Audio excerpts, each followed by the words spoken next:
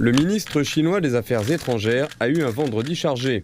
Il a rencontré le secrétaire d'État américain Antony Blinken, interagi avec le ministre brésilien des Affaires étrangères et le secrétaire général des Nations Unies Antonio Guterres. Wang Yi et les ministres des Affaires étrangères des pays du Sud global se sont rencontrés en marge du débat général tôt dans la journée de vendredi. Le Brésil et la Chine ont l'intention de faire avancer leurs propositions de médiation dans le conflit entre la Russie et l'Ukraine.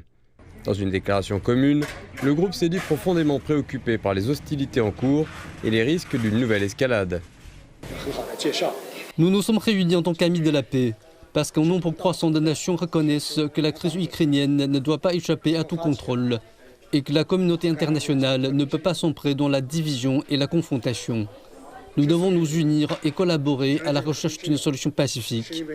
La réunion d'aujourd'hui a abouti à un large consensus et notre position est claire et sans équivoque. Le ministre chinois des Affaires étrangères a ensuite rencontré le secrétaire d'État américain Antony Blinken. Les deux puissances mondiales se sont opposées sur un large éventail de questions, notamment le conflit en Ukraine et la guerre à Gaza. S'exprimant lors d'une nouvelle réunion d'urgence du Conseil de sécurité des Nations Unies sur Gaza, Wang Yi a réitéré l'appel de la Chine en faveur de la fin des combats au Moyen-Orient. Selon lui, la guerre est un test de la conscience humaine, tandis que la paix requiert la sagesse et la détermination de tous les pays, en particulier ceux qui siègent au Conseil de sécurité. Un jour de guerre de plus signifie plus de victimes civiles et de familles brisées. Une région de plus où les conflits s'étendent signifie plus de débordements de crise et de haine.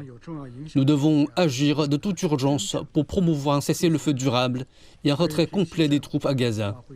Les parties en conflit doivent appliquer pleinement les résolutions du Conseil de sécurité et prendre la décision d'un cessez-le-feu et ne pas prendre de mesures aventureuses qui aggravent les tensions.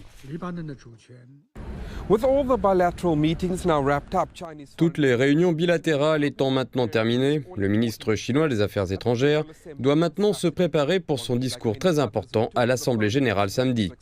Wang Yi, comme beaucoup d'autres qui sont montés à la tribune cette semaine, devrait aborder le conflit en cours au Moyen-Orient et défendre la position de la Chine qui appelle à la diplomatie et à la mise en œuvre immédiate de la solution à deux États.